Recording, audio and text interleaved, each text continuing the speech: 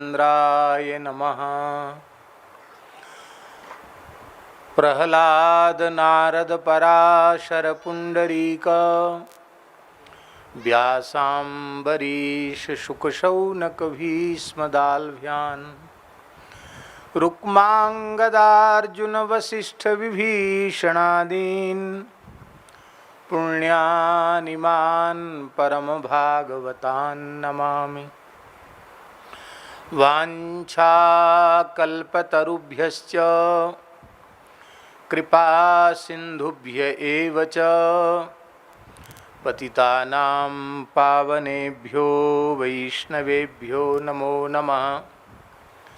सीतानाथ समारंभां श्रीरामानन्दार्य मध्यमाम् अस्मदाचार्यपर्यन्तां वन्दे गुरुपरम्परां। नमो गोभ्यः श्रीमतीभ्यः सौरभेभ्य एव च नमो ब्रह्मसुताभ्यश्च पवित्राभ्यो नमो नमः। नमामि गंगे तव पादपङ्कजं सुरासुरैर्वन्दित दिव्यरूपं भुक्तिं च मुक्तिं च ददासि नित्यं भावानुसारेण सदा नराणां। विष्णुपादाब्जसम्भूते गंगे त्रिपथगामिनी ब्रह्मद्रवेति विख्याते पापं मे हर जाह्नवी दुःखं मे हर जाह्नवी। गंगा गंगेति यो ब्रूयात् योजनानां शतैरपि मुच्यते सर्वपापेभ्यो विष्णुलोकं स गच्छति। श्रीमन्तं श्रुतिवेद्यमद्भुतगुणग्रामाग्ररत्नाकरं प्रेयः स्वेक्षणसंसुलज्जितमही जाताक्षिकोणेक्षितं भक्ताशेषमनोभिवाञ्छितचतुर्वर्गप्रदं स्वरद्रुमं रामं स्मेरमुखाम्बुजं शुचिमहानीलास्मकान्तिं भजे। पृथ्व्यूहव्यूहभङ्गं विदधत् उर्वलशक्तिमान् सर्वकारी भूरिश्रेयः प्रतापो मुनिवर्यकरैः स्तूयमानो विमानः। रक्षो दैत्यादिनाशी क्षुभितजलनिधर्लोकजल्लोकमान्यो धन्यो नो मंगलौघं सपदि सकुरुताद् रामशस्त्रास्त्रसंघः। ऐश्वर्यं यदपाङ्गसंश्रयमिदं भोग्यं दिगीशैर्जगच्चित्रं चाखिलमद्भुतं स्वगुणा वात्सल्यसीमा च या विद्युत्पुंज समान कांतिरमित क्षांति सुपदमेक्षणा दत्तान्नोखिल संपदो जनगजा राम प्रिया सानिशम। भक्त भक्ति भगवंत गुरु चतुर नाम बपुएक इनके पद वंदन किए नाशें विघ्न अनेक। वंदौ गुरुपद कंज कृपा सिंधु नर रूप हरि महामोहतम पुंज जासु वचन रवि कर निकर। श्री राम जय जय राम श्री राम जय राम श्री राम जय जय राम श्री राम श्री राम जय जय राम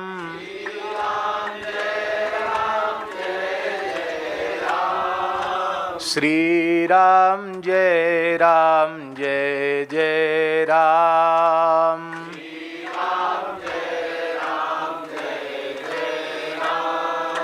सीताराम जय सीताराम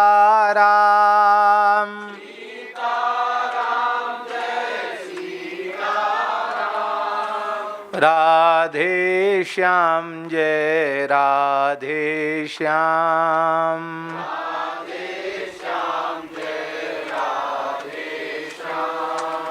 जय जय श्यामा जय जय श्याम,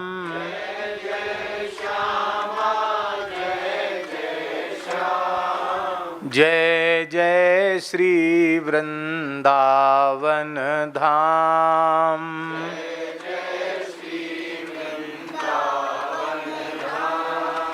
जय गौ माता जय गोपाल,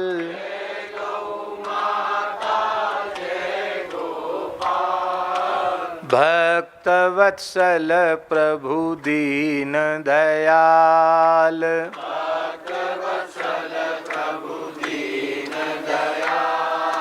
श्री राम जय जय राम,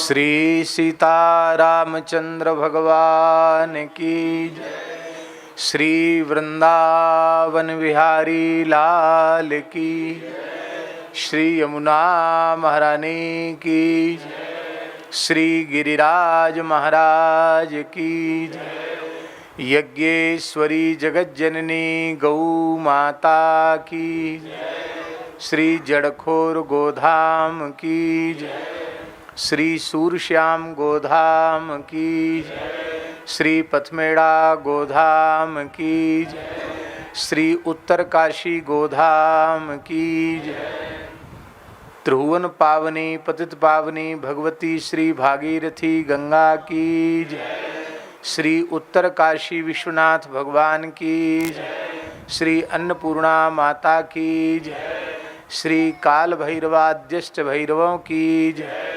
समस्त क्षेत्राधिदेवताओं की, श्री ढूंढिराज गणपति की, सब संतन की, सब भक्तन की, सब विप्रन की, जगत गुरु श्रीमदाद्य रामानंदाचार्य भगवान की, जगत गुरु द्वाराचार्य श्री स्वामी मलुकदास जी महाराज की, सद्गुरुदेव श्री पहाड़ी बाबा जी महाराज की, सद्गुरुदेव श्री भक्तमाली जी महाराज की, जय जय श्री राधे, जय जय श्री सीताराम, हर हर महादेव।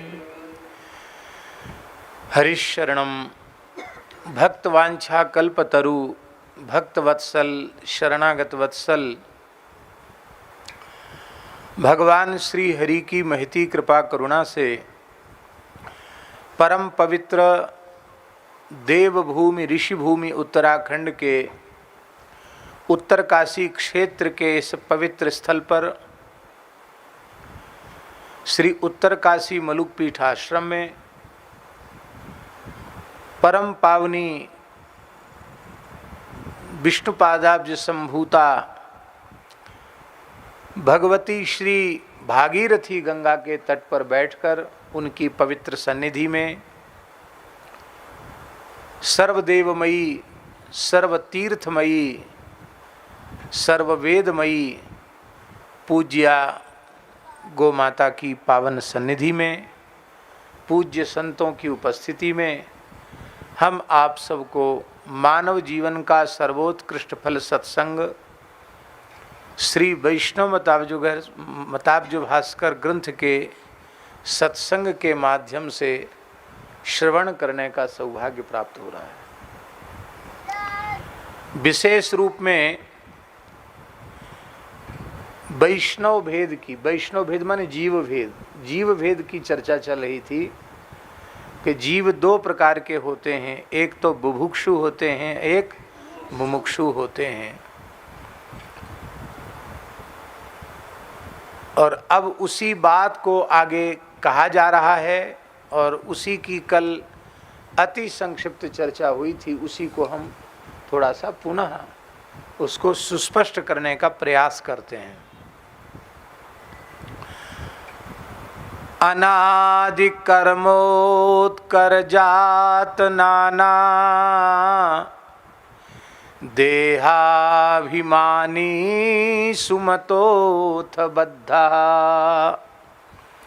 सचाच्युता हेतु कृपावलेन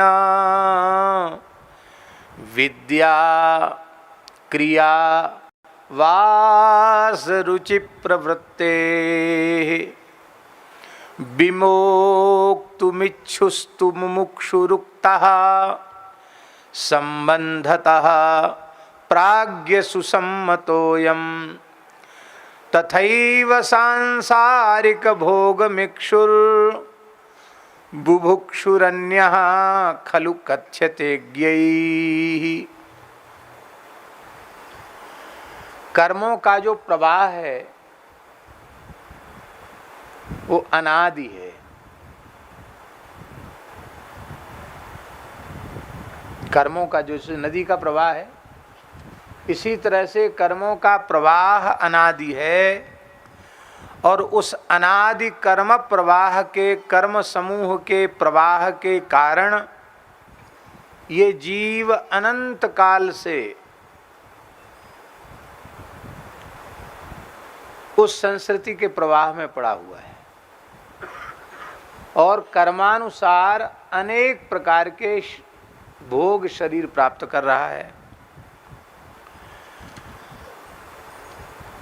भगवान की प्रचंड बलवती माया, जिसके संबंध में कहा गया विष्णोर माया बलवती यया सम्मोहितं जगत, जिसके संबंध में कहा गया ज्ञानिनाम अपि चेतांसि देवी भगवती ही सा बलादा कृष्ण मोहाय महामाया प्रयच्छति। वो भगवती महामाया, त्रिगुणात्मिका माया, उस माया के कारण जिस शरीर में जीव पहुंचता है कर्मानुसार, उसी शरीर को अपना स्वरूप मानकर बैठ जाता है। कल हमने इसकी चर्चा की थी कि वस्तुतः न तो जीवात्मा देवता है, न असुर है, न मनुष्य है, न पशु है, न पक्षी है, न कीट है, न पतंग है, न वृक्ष है,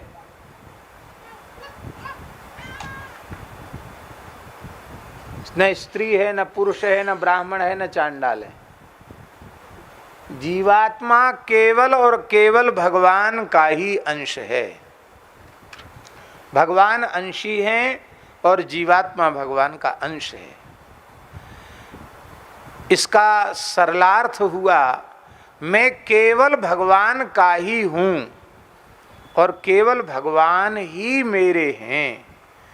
ये बात भगवान की कृपा से ही समझ में आती है। कैसी कृपा? अहेतु की कृपा। उस कृपा में कोई हेतु नहीं है। हमने कुछ किया हो, उसके बदले कृपा मिली हो, तब तो हेतु हो। भगवान बार बार कृपा करते हैं जीव पर और उसे देव दुर्लभ मानव जन्म प्रदान करते हैं। मनुष्य शरीर की प्राप्ति का एकमात्र हेतु है भगवत प्राप्ति। भगवान अपनी प्राप्ति के लिए ही उसे मनुष्य बनाते हैं, पर यह बात सबकी समझ में आती नहीं है। मैं मनुष्य हूं यह भी सब नहीं समझते। इतनी बात भी समझ में आ जाए तो जीवन बदल जाए। मैं मनुष्य हूं तो मनुष्य का कर्तव्य क्या है, मनुष्य किस लिए भगवान ने बनाया है, इतने से ही काम बन जाए। पर इतना भी सोचने विचारने का समय लोगों के पास नहीं है। देखिए,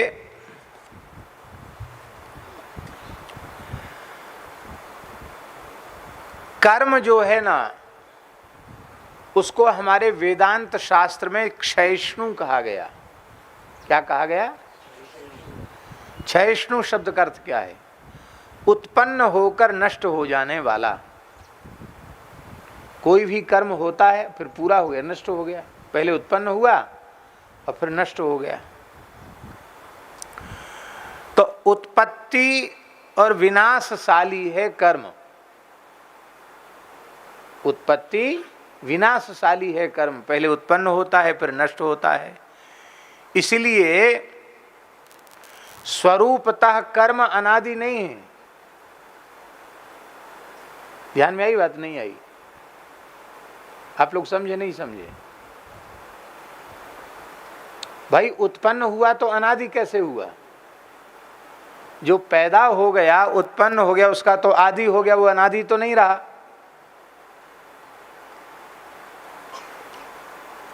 और ज्ञानाग्नि दग्ध कर्माण तमाहु पंडितम बुधा, गीता जी में कहा गया,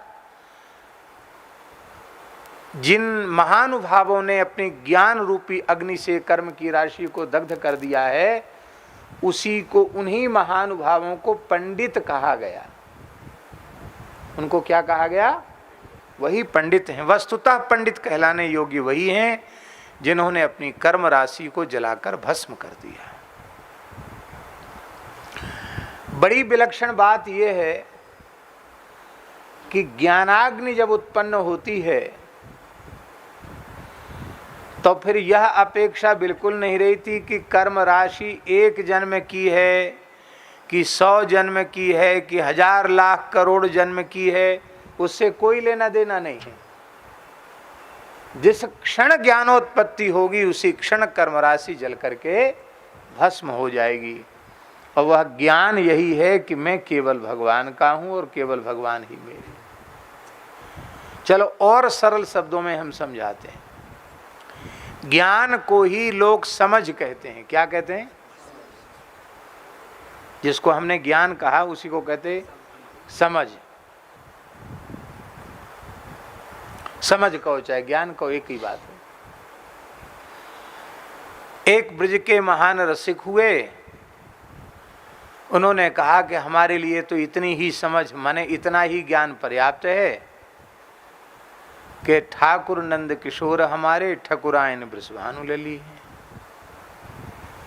वो कहते हमें ज्यादा ज्ञान की जरूरत नहीं है, और को समझो या न समझो, हमको इतनी समझ भली है, ठाकुर नंद किशोर हमारे ठकुरायन वृषभानु लली है।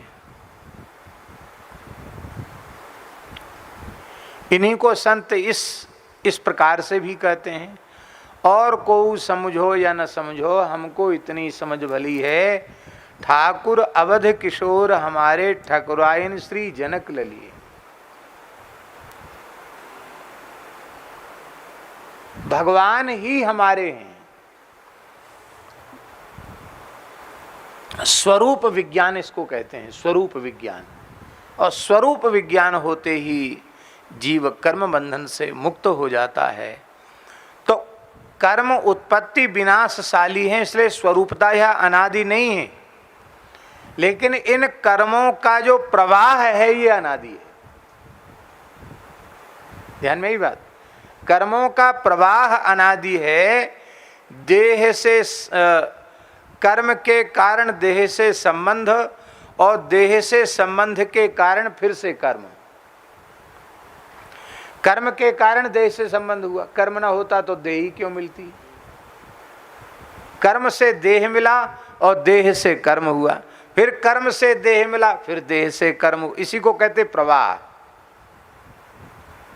ये प्रवाह चला आ रहा है, और इस अनादि प्रवाह के कारण देवता, मनुष्य, पशु, पक्षी, लता, वृक्ष न जाने कितने शरीरों में इसको जाना पड़ रहा है। और जिस शरीर में पहुंचता है उस शरीर को ही अपना स्वरूप माने आत्मा समझने लग जाता है। देवता के शरीर में पहुंचकर कहता है मैं देवता हूँ, मनुष्य के शरीर में पहुंच के कहता मैं मनुष्य हूँ, स्त्री के शरीर में पहुंच के कहता मैं स्त्री हूँ, पुरुष के शरीर में पहुंच के कहता मैं पुरुष हूँ, इत्यादि प्रकार से।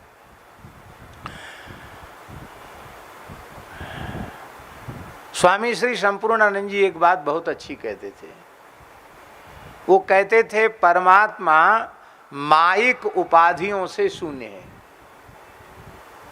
माने निरुपाधिक है। परमात्मा माया की उपाधियों से रहित है, माने निरुपाधिक है। तो निरुपाधिक भगवान की प्राप्ति के लिए आपको भी निरुपाधिक बनना पड़ेगा।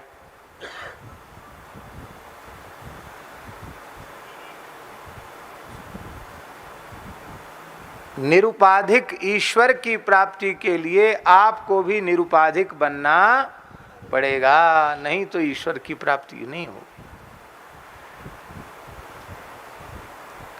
ये जो देह संबंध से ज्ञान हो रहा है,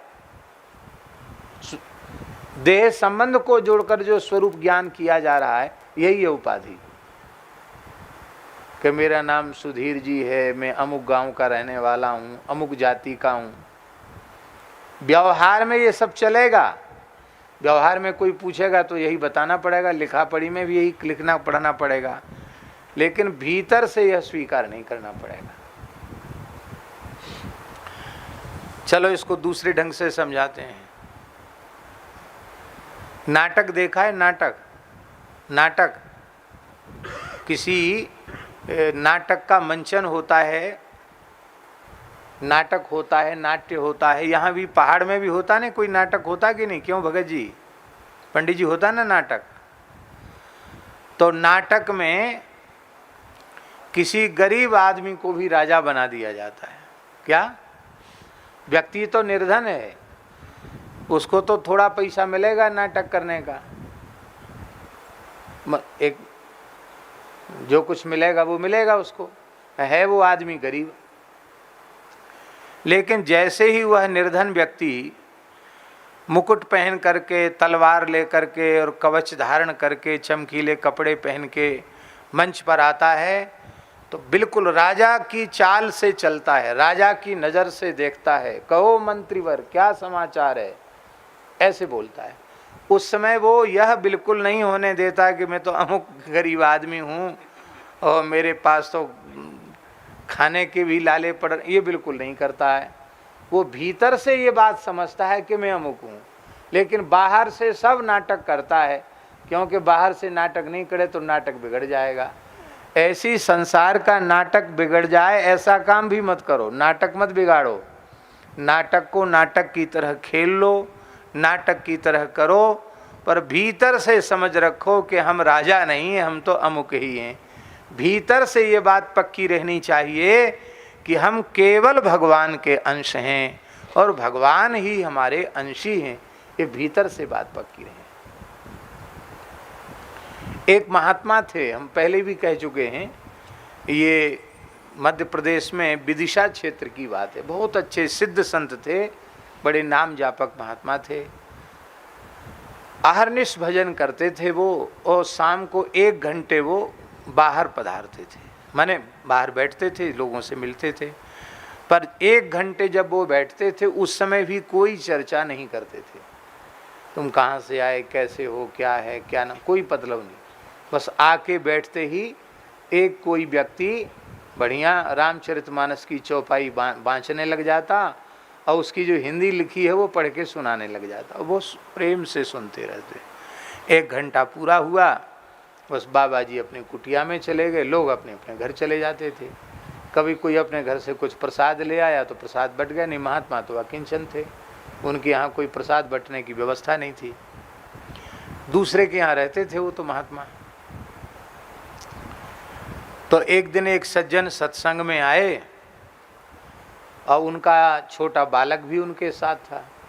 बालक बहुत अधिक चंचल था, बालक तो चंचल होते ही हैं, पर कोई कोई बालक अधिक चंचल होते हैं, बिल्कुल बंदर ही समझो उस बच्चे को।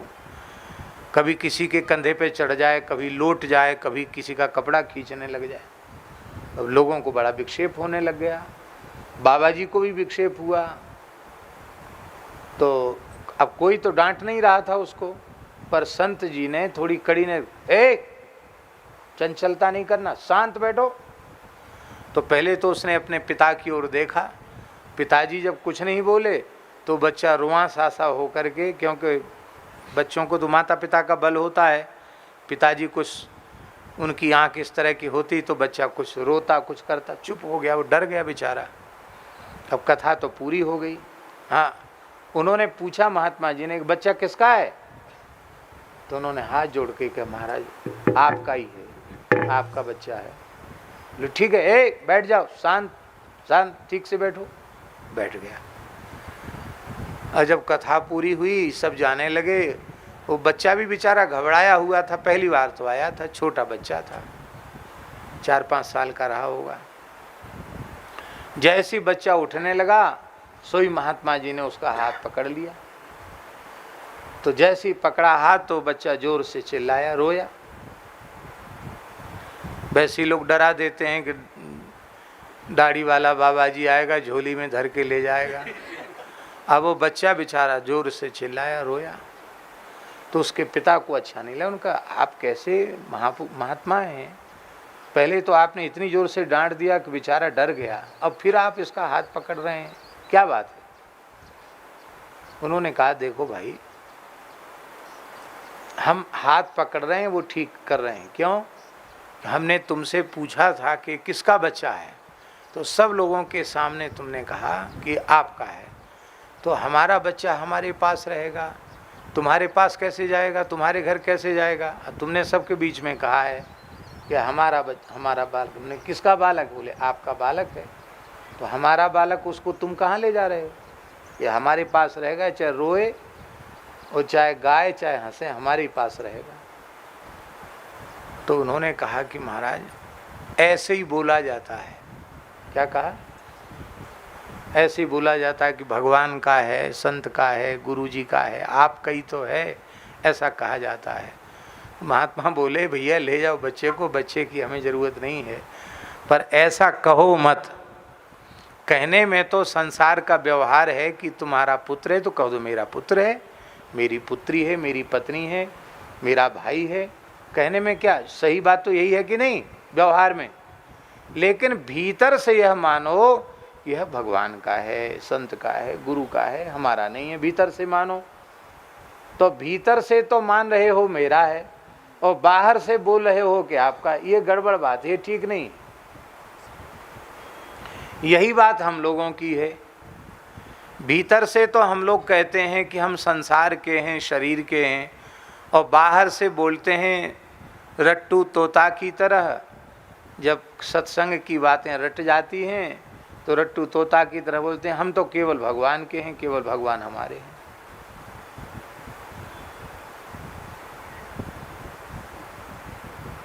भगवान में जैसी प्रीति होनी चाहिए वैसी प्रीति नहीं होती है। शरीर को आत्मा समझना ही अभिमान है। अभिमान अलग से कोई चीज़ नहीं है। लोग कहते हैं अभिमान, स्वाभिमान। ये अभिमान शब्द का वास्तविक अर्थ यही है, देह को आत्मा मानना। देह को आत्मा मानने लग जाना, इसी का नाम अभिमान है। और इसी देहाभिमान के कारण मोक्ष साधन में प्रवृत्ति नहीं होती। इसी देहाभिमान के कारण मोक्ष साधन में प्रवृत्ति नहीं होती है, सांसारिक कर्मों में प्रवृत्ति होती है। और सांसारिक कर्मों में प्रवृत्ति होने पर कभी शुभ वासना से शुभ कर्म भी बनते हैं, और कभी अशुभ वासना जागृत होती है तो उससे अशुभ कर्म भी बन जाते हैं। और उन शुभ अशुभ कर्मों का फल यहाँ भी भोगना पड़ता है और मरने के बाद वहाँ भी भोगना पड़ता है। अब ये कर्म के ऊपर निर्भर करेगा। बहुत उग्र पुण्य होगा, बहुत तीव्र पुण्य होगा, अथवा तीव्रतम पाप होगा, तो उसका फल 3 वर्षों में सामने आ जाएगा। कोई विशेष अच्छा काम बन गया, उसका शुभ परिणाम वहाँ तो मिलेगा ही, पर यहाँ भी उसका लाभ 3 वर्षों में सामने आ जाएगा। और अधिक श्रेष्ठ शुभ कर्म होगा तो 3 महीने में उसका परिणाम सामने आ जाएगा। और अधिक श्रेष्ठ कर्म होगा तो 3 पखवाड़े में, माने 1.5 महीने में उसका फल सामने आ जाएगा। और अधिक ऊंची श्रेणी का शुभ कर्म होगा तो 3 दिन में उसका परिणाम सामने आ जाता है। 3 दिन में, कितने में? 3 दिन में सामने आ जाएगा।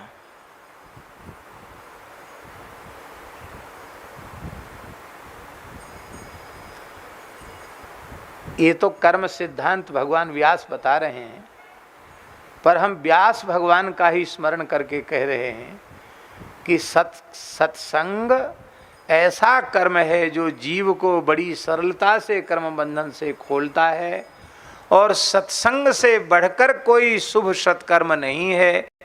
इसलिए सत्संग इतना श्रेष्ठ, इतना श्रेष्ठ, इतना श्रेष्ठ शुभ कर्म है कि उसका फल तो सत्संग के क्षण में ही मिल जाता है। ईमानदारी से सत्संग करो तो सत्संग के क्षण में ही उसका फल मिल जाता है।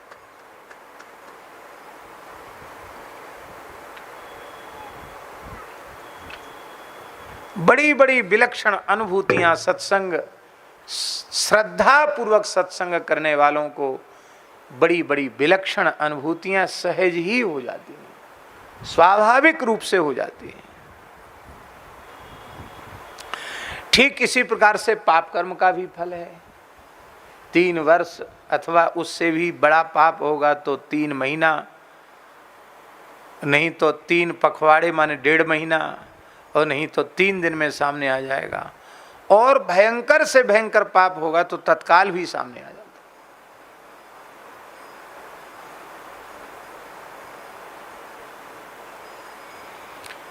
तो उन शुभ अशुभ वासनाओं के कारण उसकी कभी शुभ में प्रवृत्ति होती है, कभी अशुभ कर्म में प्रवृत्ति होती है, और इसी शुभाशुभ कर्मों के कारण इनको शुभ अथवा अशुभ शरीर मिलते हैं। शुभ वासना से शुभ शरीर और अशुभ वासना से अशुभ शरीर। जैसे हम एक उदाहरण दें, नवदा भक्ति में आत्मसमर्पण भक्ति के आचार्य बलि जी, परम भक्त प्रहलाद जी के पौत्र, चरित्र आप सबको मालूम है। और उनकी बेटी रत्नमाला, वो भी परम भक्ता ही थी। भक्ता न होती तो भगवान को देखकर उसके मन में वात्सल्य क्यों जगता? वामन भगवान को देखकर उसके मन में वात्सल्य जग गया, भारी वात्सल्य जग गया। और जैसे भगवान ने विराट होकर के बलि को बांध लिया, उसका सर्वस्व छीन लिया, थोड़ी कठोरता दिखाई, तो वो शुभ भाव जो था वो एकदम परिवर्तित हो गया, एकदम अशुभ भाव बन गया। अरे बोले, इतना दुष्ट है ये, इसको दूध पिलाने की इच्छा हमारे मन में थी, दूध क्या, इसको तो जहर पिला के मार देना चाहिए। उस अशुभ वासना के कारण उसको पूतना बनना पड़ा। पर भगवान ने भक्त संबंध का विचार किया कि भैया तेरा बाप बड़ा भक्त था, तेरे बाप का बाप बड़ा भक्त था, तू भक्त के खानदान की बेटी है, और पहले तूने शुभ वासना की, इसलिए कोई बात नहीं, हम तो दूध भी पिएंगे और तुझे माता की गति भी प्रदान करेंगे। तो जो इसीलिए इससे हमें प्रेरणा लेनी चाहिए कि हमें मन में कभी अशुभ वासना नहीं करनी चाहिए, हमारे मन में सदा शुभ वासना ही रहनी चाहिए। क्योंकि जो व्यक्ति जैसा सोचता है फिर धीरे धीरे वह वैसा ही करने लग जाता है, वैसा ही हो जाता है। इसलिए हमेशा शुभ सोचना चाहिए। इसी प्रकार से जीवात्माओं को विविध शरीर प्राप्त होते हैं, और मोक्ष साधन में उन देहाभिमानी शरीरों की प्रवृत्ति नहीं होती है। बृहदारण्यक उपनिषद में कहा गया है कि सत्कर्म करने वाले को साधन के योग्य शरीर प्राप्त होता है, पाप कर्म करने वाले को साधन से हीन शरीर प्राप्त होता है, निम्न शरीर प्राप्त होता है। अब साधन के लिए उपयुक्त शरीर क्या है? कौन सा शरीर है? हाँ, मनुष्य शरीर। साधन के लिए उपयुक्त शरीर मनुष्य शरीर है।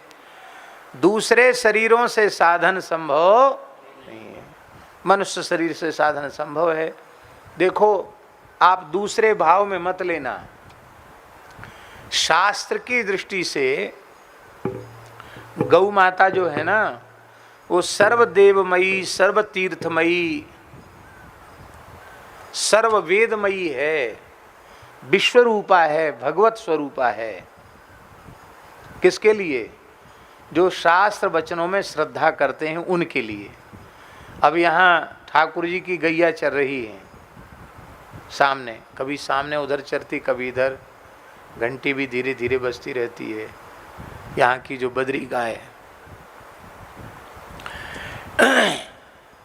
बड़े से बड़े संसार के महात्मा के भी मलमूत्र अशुद्ध ही होते हैं, शुद्ध किसी का मलमूत्र नहीं होता है। पर गाय का मूत्र, गाय का गोबर, उससे पंचगव्य बनता है और पंचगव्य संपूर्ण पापों का नाश करता है, देह को पवित्र करता है, देह को शुद्ध करता है पंचगव्य।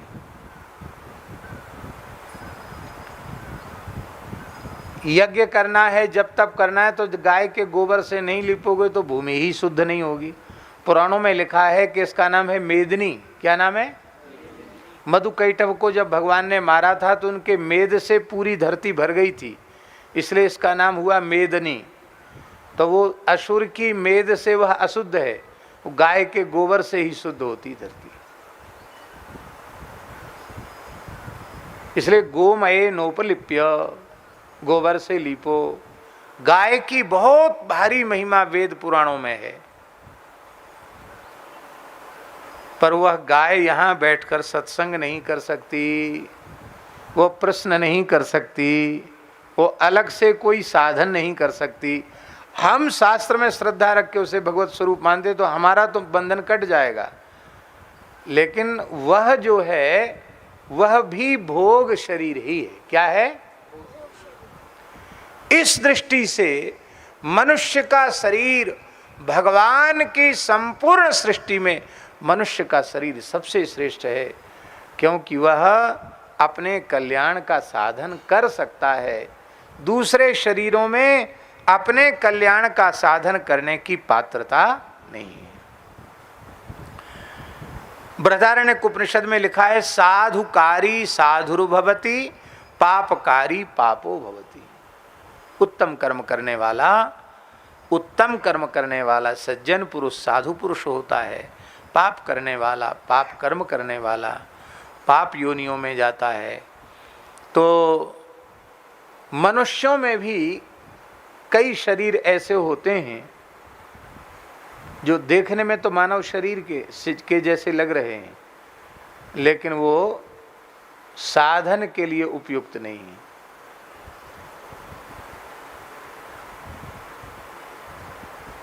यद्यपि, ये विशेष बात है, यद्यपि ऐसे जीव भी चाहें तो साधन कर सकते हैं, भगवान की शरण में जा सकते हैं, वो भी साधन कर सकते हैं, पर वो तो पहले से ही हाथ खड़े कर देते। भजन होए नहीं तामस देहा, मन क्रम वचन मंत्र दृढ़ एहा। रावण ने घोषणा कर दी, बोले भैया भीषण तुम भले ही राम राम करो, हमसे तो भजन होगा नहीं, हम तो जो ऊटपटांग काम कर रहे हैं वही करेंगे। तो फिर इतने बड़े तुम पंडित हो, विद्वान हो, उत्तम कुल पुलस्त करनाती, शिव विरंच पूजे बहुभांति, तुम्हारा कल्याण कैसे होगा? बोले तुम प्रेम करके अपना कल्याण करोगे, हम राम जी से बैर करके कल्याण करेंगे। बोलो भक्तवत्सल भगवान की।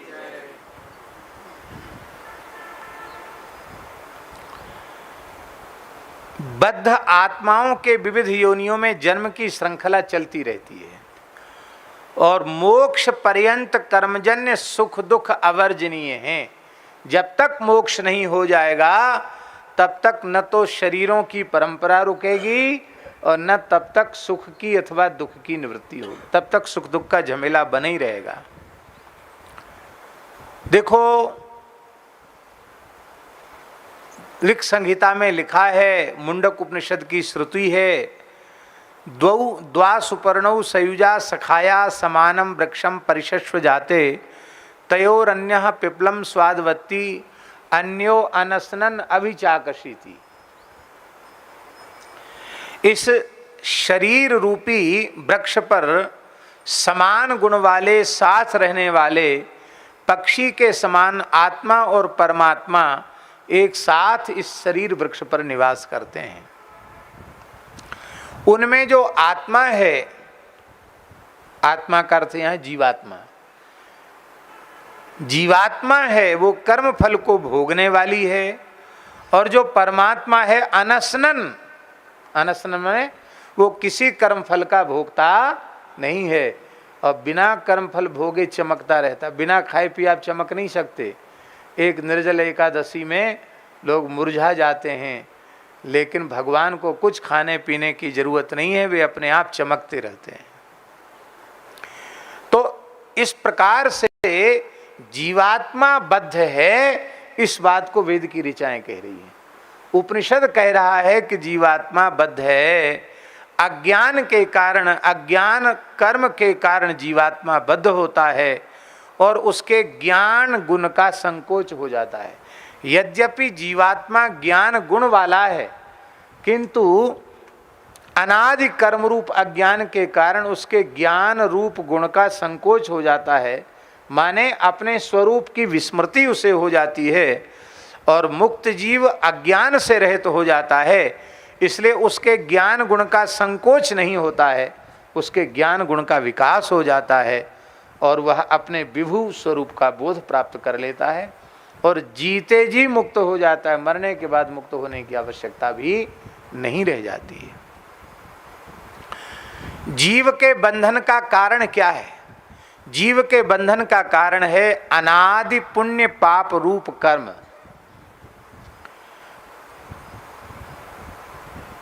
विष्णु रूप शक्ति पर कही जाती है और जीवात्मा नाम वाली शक्ति अपर कही जाती है, दूसरी कही जाती है। और कर्म वाली जो शक्ति है वो तीसरी शक्ति कही जाती है, उसको अविद्या शक्ति कहते हैं। एक शक्ति परमात्मा, एक शक्ति जीव और एक शक्ति अविद्या। तो विष्णु पुराण में स्पष्ट लिखा है विष्णु शक्ति ही परा प्रोक्ता, विष्णु शक्ति ही परा प्रोक्ता और क्षेत्रज्ञाख्या तथा परा। क्षेत्रज्ञ माने जीव, क्षेत्रज्ञ नाम की शक्ति अपरा है और अविद्या कर्म संज्ञान्या तृतीया, अविद्या कर्म संज्ञा वाली तीसरी शक्ति है जो जीव के बंधन का कारण बनती है। और इसी अविद्या से जब जीव मुक्त होता है तो अविद्यया मृत्युम तीर्त्वा विद्यया मृत मश्नुते, अविद्यया मृत्युम तीर्त्वा, इस मंत्र में भी कर्म के लिए ही अविद्या शब्द का प्रयोग किया गया है, कर्म को ही अविद्या कहते हैं। देखो एक सिद्धांत है समानता का सिद्धांत। ये कोई केवल कथानक नहीं हो रहा है, इसलिए थोड़ा सैद्धांतिक चर्चा होने से थोड़ी सी क्लिष्ट है, लेकिन कोई कठिन नहीं है, ठीक से सुनेंगे समझेंगे तो सबकी समझ में आएगी। एक सिद्धांत है समानता का सिद्धांत। किसका सिद्धांत? समानता का। और आजकल के पढ़े लिखे लोग इसके पीछे पड़े हैं और हम पूरे समाज में समानता कर देंगे, इसी के लिए उन्होंने धर्म को सारी समस्याओं की जड़ मानकर किनारे कर दिया और कम्युनिस्टवाद उन्होंने अपना लिया। कम्युनिस्टवाद का मूल क्या है? वो यही तो कहते हैं सब एक हो जाएंगे, यही कहते हैं कि नहीं?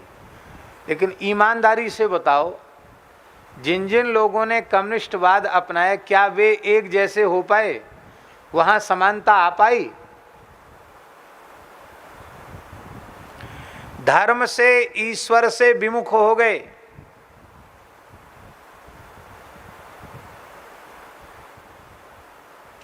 कम्युनिस्ट देशों की क्या दुर्दशा है उसे हमें कहने की आवश्यकता नहीं।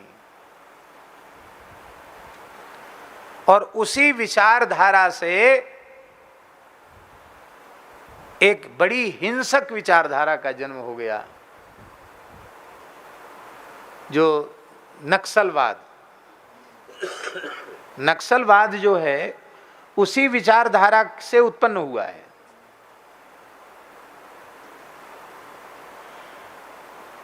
समानता के सिद्धांत को चिल्लाने के कारण रूस जैसे शक्तिशाली देश की क्या दशा हुई, टुकड़े टुकड़े हो गया। हम लोगों के सामने की बात है, कोई बहुत पुरानी बात नहीं है। कितने साल हो गए रूस का जब विखंडन हुआ, कितने साल हुए हैं? हाँ, 92 में हुआ। उसके पहले क्या ताकत थी रूस की? चीन भी लगभग उसी कगार पर है। भीतर से तो बिखर गया, लेकिन वो जबरदस्ती की दादागिरी कहते हैं ना कि नहीं, रौंद दिया जाएगा, कुचल दिया जाएगा, ये बात है।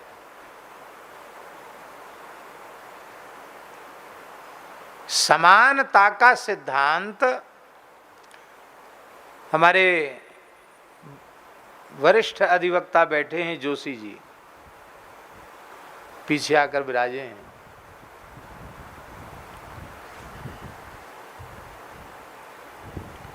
ये जो उंगलियां हैं हाथ की, इनको भगवान को असमान नहीं बनाना चाहिए। ये अंगूठा भी इतना लंबा हो, ये भी सब इतनी लंबी हो, ये सब एक क्या, ये इतनी बड़ी बना दी, इससे ये छोटी बना दी, इससे और ये छोटी बना दी, इससे ये थोड़ी और छोटी है, ये अंगूठा और अलग जैसा है। ये भगवान की क्या बुद्धि है पता नहीं है? पर आप कल्पना करो, एक हाथ अपनी बुद्धि से बना के देखो, जिसमें सब उंगलियां बरोबर, भोजन भी नहीं कर पाओगे, कोई काम नहीं हो पाएगा, बटन तक नहीं लगा पाओगे। सज्जन बोल रहे हैं।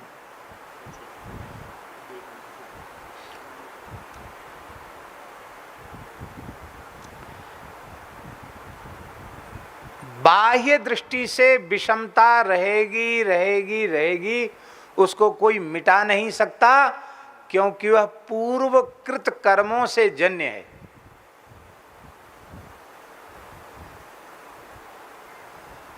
कोई राजा बना और कोई मंत्री बना, और कोई मंत्री भी नहीं बना, मंत्री का नौकर बना, तो उसके मूल में कोई ना कोई पूर्वकृत कर्म है कि नहीं?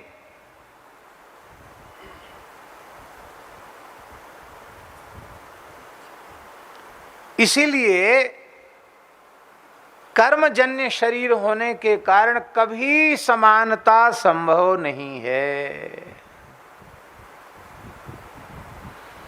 एक बात, वैसे तो लोग कहेंगे कि ये कहने लायक बात नहीं थी, पर हम तो बाबा जी लोग हैं, जो मन में आता सो कह देते हैं, किसी को अच्छा लगे चाहे बुरा लगे। हमारे पूज्य गुरुदेव पहाड़ी बाबा महाराज के एक सिद्ध गुरुजी थे, परम पूज्य परमहंस स्वामी श्री रामानुजदास जी महाराज, सिद्ध पुरुष थे। माने उनके संबंध में हम क्या कहें, कैसे विलक्षण महापुरुष थे। एक छोटी सी बात हम सुनाते, उससे उनकी विलक्षणता पता चल जाएगी वो कैसे थे। हमारे पूज्य गुरुदेव पहाड़ी बाबा महाराज के मन में भाव जगा कि हम जिस लिए घर द्वार परिवार छोड़ के साधु बने, अभी वो काम तो हुआ नहीं, भगवत साक्षात्कार या आत्म साक्षात्कार तो हुआ नहीं, और खाक चौक में महंत और बन गए। ये बात है सन 32 की। किस सन की बात है? सन 1932 में महाराज जी पहाड़ी बाबा की गद्दी पर महंत पद पर विराजमान हुए थे। बोले बताओ, ये और चक्कर पड़ गया महंती का कि बस अब इसी को संभालो करो। वो गुरु महाराज तो भगवत लीला चले गए, काम तो बना नहीं। तो महाराज जी के गुरु भाई संभालते थे, स्थान में रहते थे। महाराज जी कभी कभी बाहर चले जाते थे। उनका नाम सीताराम दास जी था, बड़े अच्छे संत थे, सीधे साधे महात्मा थे। तो महाराज जी ने सोचा कि हम चले भी जाएंगे तो ये तो अपना सेवा संभाल ही रहे हैं, और कलकत्ते से उस जमाने में अंग्रेजी शासन था, 1932 की बात है। उसी समय कलकत्ते के सेवकों ने एक ट्रस्ट बना दिया था और वो ट्रस्ट बनाकर एक खाता डाकघर का खाता बना दिया था। उसमें पैसा कुछ जमा था, उससे 36 रुपये महीना खाक चौक में आता था। कितना? पर वो उस जमाने का 36 रुपया हल्ला था कि भाई वहाँ तो कलकत्ते से पैसा आता है। 36 रुपये में पूरा स्थान का खर्च चल जाता था और कुछ पैसा बच भी जाता था, ऐसा था। इतना सस्ता जमाना था। माने 1 रुपये के, महाराज जी बताते थे कि 32 सेर चना जब 1 रुपये के हो गए, माने 32 किलो, 1 रुपये के 32 किलो चना जब हो गए, 32 सेर हो गया, तो लोग हल्ला मच गया। बोले भैया अब चना खाना छोड़ना पड़ेगा, महंगा हो गया चना। क्यों? 1 रुपये का 32 सेर आने लग गया। पहले तो 1 रुपये का मन भर चना आ जाता था, 1 मन चना 1 रुपये में। ऐसा सस्ता जमाना था।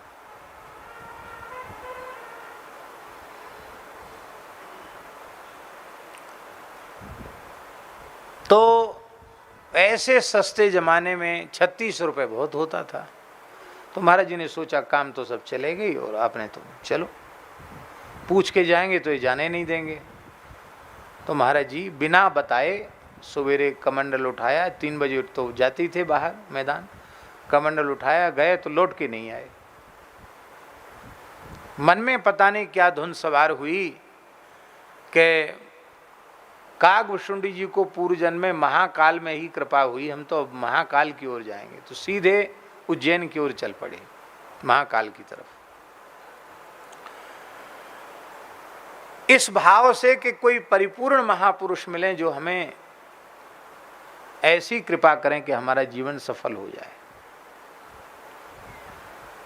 तो देवास है उज्जैन के पास, देवास के जंगल की में महाराज चल रहे थे और एक पुराना शिवालय मिला,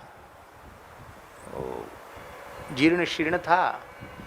और महाराज बहुत थके हुए थे, तो वहीं पहाड़ी बाबा महाराज लेट गए तो बहुत थके होने से बहुत जल्दी नींद आ गई। थोड़ी ही देर में बड़ी जोर का डमरू बजा और जैसे भक्क से उजेला हो जाए ऐसे पूरे मंदिर में प्रकाश हुआ और महाराज जी की जटा पकड़कर किसी ने खींचा। तो महाराज जी को जटा पकड़ के उठा के, लेटे थे महाराज जी को जटा पकड़ के उठा के बिठा दिया। महाराज जी ने देखा तो साक्षात भूत भावन भगवान शिव,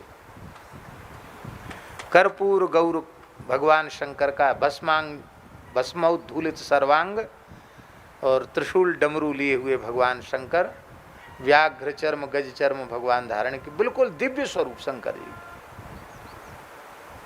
महाराज जी कहते हैं इन आंखों से प्रत्यक्ष देखा शिव जी को और उन्होंने कहा है बच्चा तेरा मनोरथ पूर्ण होगा, यहाँ से उत्तर दिशा की ओर चला जा।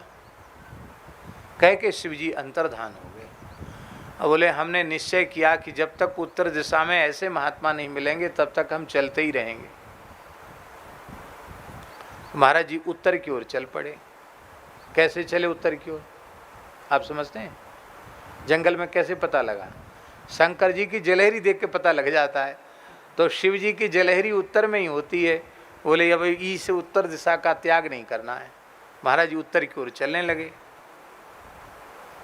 और रात का समय था क्योंकि अर्धरात्रि को ये लीला हुई थी। तो सुबेरे ठंड का समय था क्यों कार्तिक मास पूरा करके महाराज जी पहाड़ी बाबा का भंडारा करके अगहन में चले थे वहाँ से। तो पैदल कहाँ तक, तो पैदल में तो समय लगता है, तो समय भी लग गया था, सर्दी भी थी ही। महाराज जी चले जा रहे थे तो एक छोटा सा बालक उनको मिला जिसकी आयु लगभग 5 वर्ष की रही होगी, नंगा, कोई शरीर पर कपड़ा नहीं। तो महाराज जी को बड़ा आश्चर्य हुआ कि हम तो एक कमरिया कंधे पे डाले हैं, एक अचला भी पहने हैं, तो ये छोटा बच्चा इतनी ठंड में नंगा एकदम उघारा, कुछ नहीं, कोई कपड़ा नहीं, कुछ नहीं शरीर पर, बड़ा सुंदर बालक। तो बोले हमने देख के ही उसको कहा कि बालक भगवान यहाँ कोई महात्मा रहते हैं? तो बोले हाँ, सीधे चले जाओ उत्तर की ओर, एक ऐसे महात्मा हैं जो मिट्टी छू दें तो मिश्री बन जाए। क्या कहा? तो मिश्री बन जाए। कह के वो बालक भी चला गया, अंतर्धान हो गया। महाराज जी वहाँ पहुँचे तो उनको उन महापुरुष का दर्शन हुआ। एक चमेली की लता थी, उस पर उनके जटा फैले हुए थे और वो भी एक गुदड़ी थी, तिलक विलक कुछ नहीं था, ऐसी मस्त परमहंस की तरह पड़े थे। महाराज जी ने जाकर प्रणाम किया, मन में सोचने लगे, जंगल का तो समय सवेरा हो गया था, 5 बज रहे होंगे। तो महाराज जी ने सोचा कहीं कोई अघोरी महात्मा तो नहीं है, अघोर पंथ वाले तो नहीं है। थोड़ा मन में संकोच था। बोले बालक भगवान आप ठीक आए हो, एक कुआं है इसमें स्नान कर लो, स्नान करके मेरे पास आकर बैठो। महाराज जी आकर बैठ गए स्नान करके। तो बोले, अब महाराज जी के जीवन को उन्होंने बताना शुरू किया कि तुम्हारा विप्र कुल में, अमुक जिले में, अमुक गांव में, अमुक परिवार में, अमुक गोत्र में जन्म हुआ और ऐसे ऐसे तुमने घर छोड़ा और वहाँ तुमने दीक्षा ली और अब तक इतना साधन कर चुके हो। मार्ग में तुम्हें भगवान शिव का दर्शन हुआ, शिव जी ने हमारे पास पहुँचने का संकेत किया। इसके बाद जो मार्ग में बालक मिला वो साक्षात सनकादिकों में से सनत कुमार भगवान थे, वहीं चरण पकड़ लेते तो तुम्हारा काम बन जाता। अब तुम यहाँ आए हो। तो महाराज जी मन में सोचने लगे कि कई बार कोई भूत ऊत की विद्या भी सिद्ध करने वाले लोग सब बता देते हैं। मन में शंका संदेह थी, तो मन में जैसी आए तो बोले ए शंका संदेह मत कर। हाँ, जो उन्होंने कहा ना कि मिट्टी छू दें तो मिश्री हो जाए, उसका अर्थ तुझे पीछे समझ में आएगा, ये कहा उन्होंने। और तत्काल अपनी कृपा शक्ति से उन्होंने आत्म साक्षात्कार कराया। साधन बताए, फिर साधन महाराज जी ने बहुत लंबे समय तक किया, लेकिन एक बार आत्म साक्षात्कार, ब्रह्म साक्षात्कार, भगवत साक्षात्कार अपनी शक्ति से उन्होंने समाधि कराई। और सब कुछ महाराज जी कहते, एकांत में कई बार स्मरण करके उनका गदगद हो जाते थे। वो कहते थे कि अब समझ में आता है कि मिट्टी मिश्री होना क्या है। ये शरीर मिट्टी है और इसी में निरंतर ब्रह्मानंद का अनुभव होना, इसी का नाम है मिट्टी का मिश्री हो जाना। गुरु महाराज की कृपा से अब ये मिट्टी मिश्री हो गई है। कहते थे मैं कितने आनंद में, आनंद के समुद्र में हिलोरें लेता रहता हूँ, ये वाणी से बोल नहीं सकता। महाराज जी कई बार कहते थे। तो ऐसे संत थे परमहंस श्री रामानुजदास जी महाराज। महाराज जी भी उनके साथ ही थे। देश स्वतंत्र हो गया तो एक नेता थी सरोजनी नायडू, नाम सुना होगा आपने। नेहरू जी के समय की कांग्रेस की बड़ी नेत्री थी वो। तो महाराज जी भी थे और कुछ कलकत्ते के सांसद वगैरह भी थे। तो उन लोगों ने महाराज जी को, तो महाराज जी के गुरुजी भी गए वहाँ। तो वहाँ मुखर्जी एक साहब थे, उनके यहाँ महाराज रुके थे। तो वहाँ शाम को सब सांसदों की, नेताओं की जैसे बैठक होती ना, बैठक हो रही थी। तो उसी समय ये चर्चा छिड़ गई थी कि भाई देखो अब देश स्वतंत्र हो गया, अब सब समान हो जाना चाहिए, स्त्री पुरुष की समानता हो जाना चाहिए। आज भी स्त्री पुरुष में समानता नहीं है, असमानता है। तो खूब चर्चा आपस में होती रही। अंत में लोगों ने, महाराज जी संत वेश में थे तो महाराज, बाबा आप बताओ क्या आपका विचार है, पहाड़ी बाबा आप बताओ। तो महाराज जी हंसने लगे। महाराज जी बोले कि हम क्या बताएं, हम तो पढ़े लिखे नहीं, हमारे गुरु जी से पूछ लो। महाराज जी बैठे थे। तो अच्छा महाराज जी आप ही बताओ, गुरु जी आप बताओ क्या बात है। तो बोले भाई देखो हम तो साधु हैं,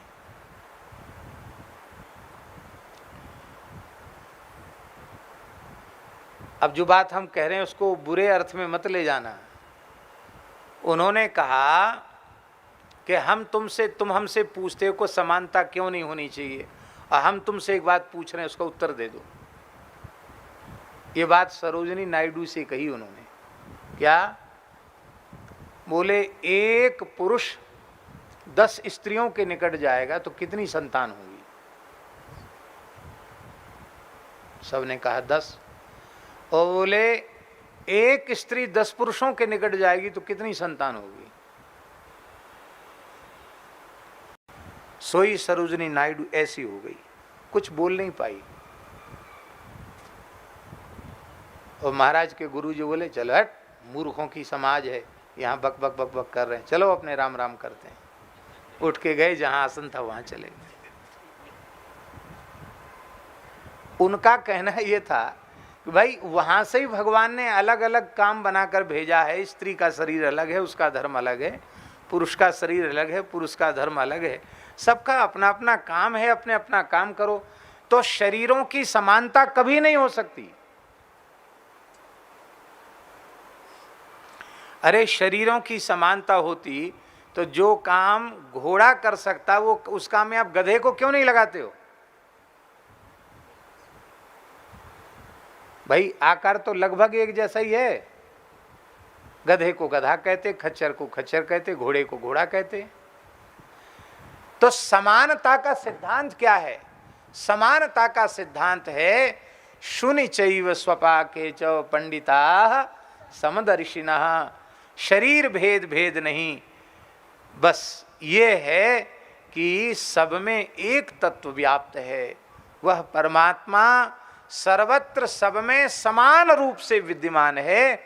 इस भाव से सभी प्राणियों के साथ प्रेम पूर्ण व्यवहार रखना, किसी के प्रति द्वेष नहीं, किसी के प्रति घृणा नहीं, किसी के प्रति बैर नहीं, सबके प्रति क्षमा दया करुणा का भाव, ये तो संभव है। लेकिन आप कहो कि सब एक हो जाएं, एक कैसे हो जाएंगे भाई? क्योंकि उन सब जीवों के कर्म अलग अलग हैं और उन अलग अलग प्रकार के कर्मों को भोगने के लिए उनको अलग अलग हो जाना पड़ता है। श्री संपूर्णानंद जी के यहाँ एक उनके सेवक एक पद गाते थे गुजराती में। वो पद तो हमें पूरा याद नहीं है, वो मीराबाई का पद है। और संपूर्णानंद जी उसको सुन के बड़े राजी होते थे, बड़े प्रसन्न होते थे। उस पद में है, पद तो लंबा है पर उस पद में है, एक मायेनु बेबे बेटड़ा जी, माने एक माँ के 2 पुत्र हैं। और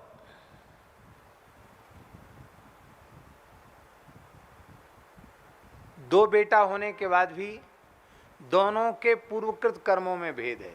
इसलिए एक के सिर पर तो छत्र लगा और एक को देश निकाला हो गया तो बीजा भारी बेच खाए।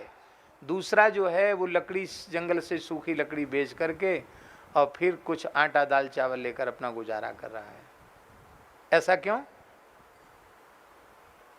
क्योंकि कर्म नो संघाती राणी राणा मारो कोई नहीं, नथी है पर कोई नहीं, कर्म का संघाती कोई नहीं है। कई उदाहरण उसमें है।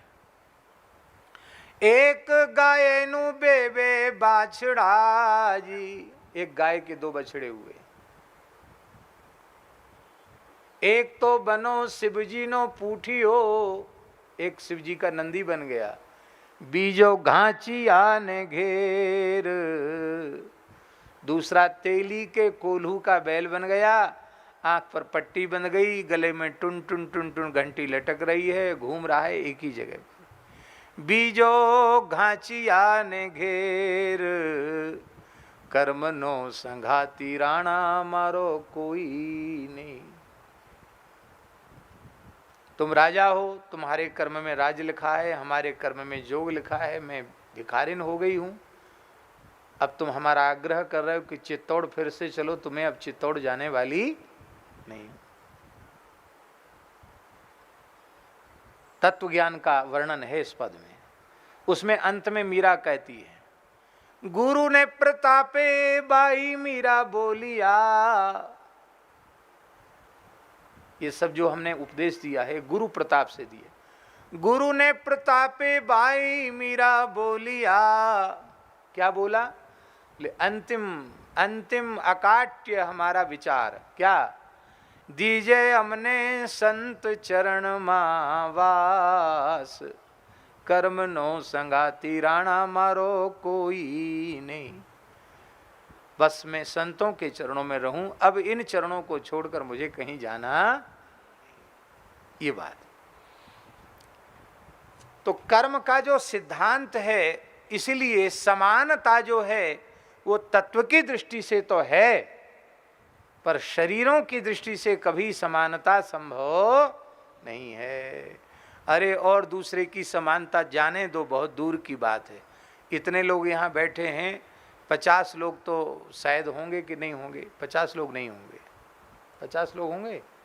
होंगे। 50 लोगों में सबकी नाक अलग अलग तरीके की है, देख लो। और अंग तो जाने दो, सबकी नाक अलग अलग जैसे। आप नहीं तो एक दूसरे की नाक देख लो। कितने सांचे हैं भगवान के पास, हैं? कितने सांचे हैं भगवान के पास, कैसी कलाकारी है भगवान की।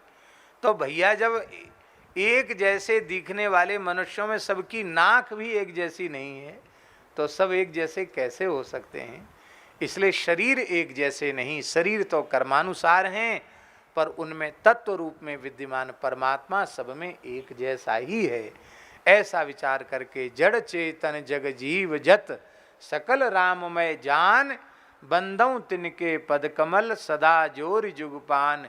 सीय राममय सब जग जानी, करहु प्रणाम जोर जुग पानी।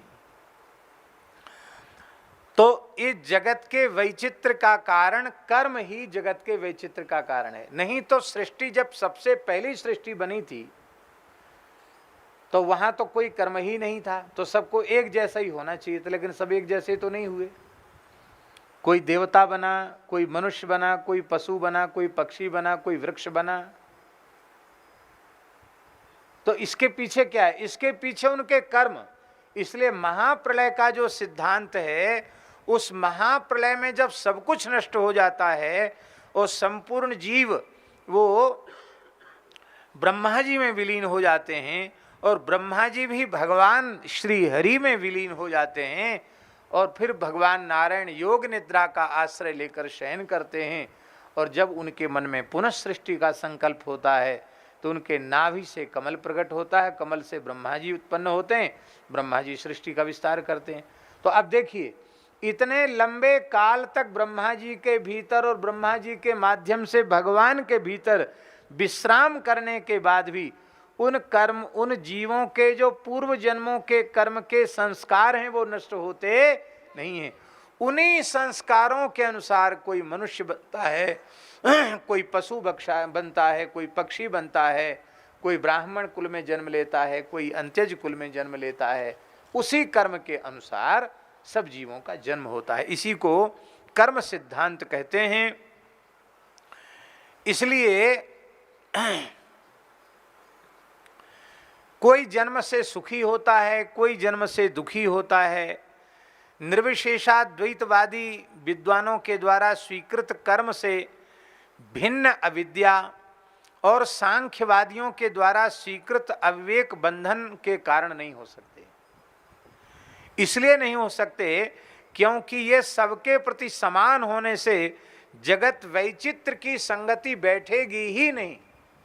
जगत वैचित्र की संगति तो कर्म सिद्धांत को स्वीकार करने से ही बनेगी, बैठेगी। इसलिए कर्म ही सभी के मत में मान्य है, और शास्त्रों में बंधन के कारण के प्रसंग में इसी कर्म को ही अविद्या नाम से कहा जाता है।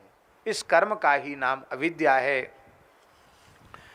अब देखो, शास्त्रों में ज्ञान से जब ज्ञान उत्पन्न हो जाता है तो बंधन का कारण जो अविद्या है उसकी निवृत्ति हो जाती है। ज्ञान से बंधन के हेतु अविद्या की निवृत्ति हो जाती है। ज्ञान उत्पन्न हुआ तो बंधन का जो कारण अविद्या है वो नष्ट हो जाती है।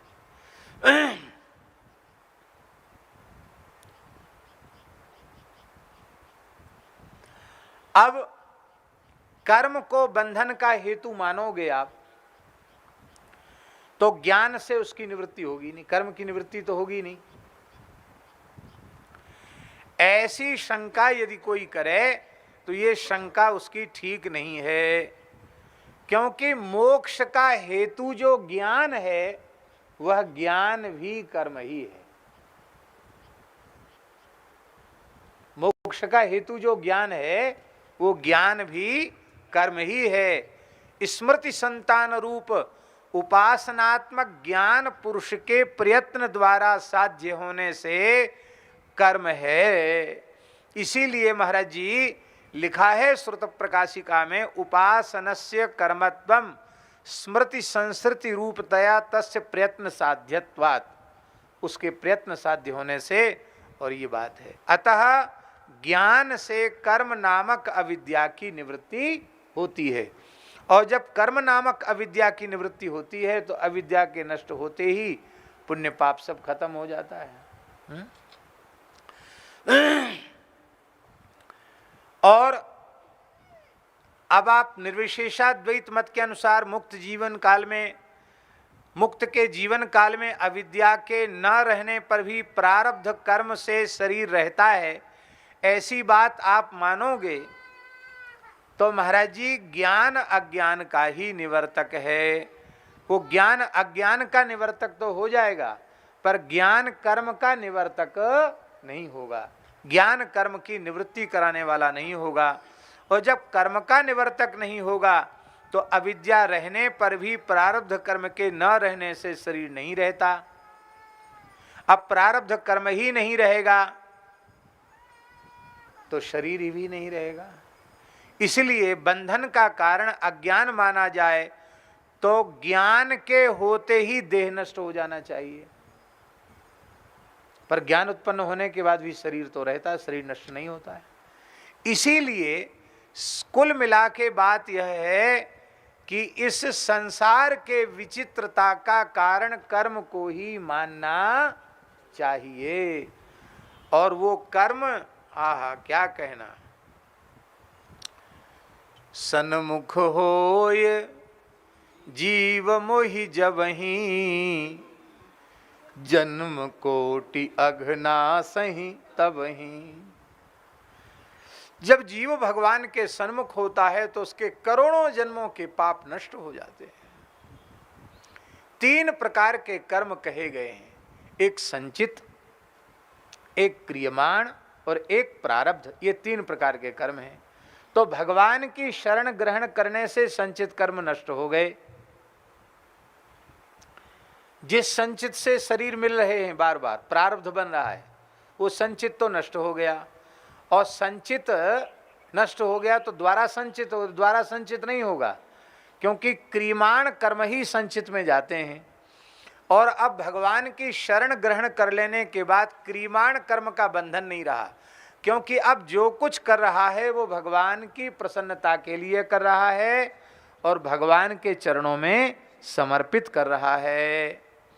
कायेन वाचा मनसेन्द्रियैर्वा बुद्ध्यात्मना वानुसृत स्वभावात् करोति यद्यत् सकलं परस्मै नारायणायेति समर्पयेत् तत्। भगवान को अर्पित कर रहा है। तो अब क्रियमाण कर्म का बंधन नहीं रहा। ध्यान में आई बात, संचित भस्म हो गया, क्रियमाण का बंधन नहीं रहा। अब बचा क्या? प्रारब्ध। और प्रारब्ध का संबंध किससे है? इस वर्तमान देह से है। और ये वर्तमान देह अपनी अवधि पूरी करेगा तो बस फिर सीधे ठाकुर जी की गोद में जाना है, यदि ईमानदारी से भगवत शरणागति है तो। पर भगवान क्या, फिर तो मरने से डर नहीं। जेहि मरने से जग डरे, सो मेरे आनंद, कब मरी हो कब भेंटी हो पूर्ण परमानंद। भगवान की गोद में जाकर पहुंचना है तो ये सृष्टि चक्र यही है। और मरण काल में, मरण का अर्थ क्या है? मरण का अर्थ है पूर्व शरीर का त्याग। मरण का अर्थ क्या है? ये जो शरीर है इसका त्याग, इसी का नाम मरण है। शरीर छूट जाना, इसी का नाम मरण है। और जीवात्मा का तो मरण है ही नहीं, क्योंकि ईश्वर अंश जीव अविनाशी, चेतन अमल सहज सुख राशि। श्री कबीरदास जी बड़े सिद्ध संत हुए। उनसे किसी भोले भाले संत ने पूछा, महाराज आप तो त्रिकालदर्शी हो, आप कितने समय तक धरती पर विराजोगे? बोले क्या कहना चाहते? बोले आपकी मृत्यु कब होगी? तो कबीरदास जी तो बड़े विनोदी महात्मा, बोले अरे क्या पूछते हो हमारी मृत्यु, हम तो कभी मरेंगे ही नहीं। अरे जो पैदा हुए वो तो सब मरेंगे, आप अनोखे पैदा हुए जो मरेंगे नहीं। बोले हम बिल्कुल पैदा नहीं, मरेंगे नहीं। क्यों? तो कबीरदास जी ने कहा, राम मरें तो हम मरें, राम मरें तो हम मरें, नहीं तो मरे बलाए, अविनाशी का बालका मरा न मारा जाए। हमको मरने के लिए पहले राम जी को मरना पड़ेगा। राम जी तो मरेंगे नहीं, राम जी नहीं मरेंगे तो राम जी का अंश कैसे मर जाएगा? अविनाशी का अंश विनष्ट कैसे होगा? हो ही नहीं सकता, कभी नष्ट नहीं हो सकता। मरण क्या है इसको शास्त्र की दृष्टि से समझो। पूर्व शरीर का त्याग ही मरण है, इसी का नाम मृत्यु है। जब जीव का अंतिम समय आता है तो सबसे पहले आघात जो होता है वो वाक इंद्री पर होता है।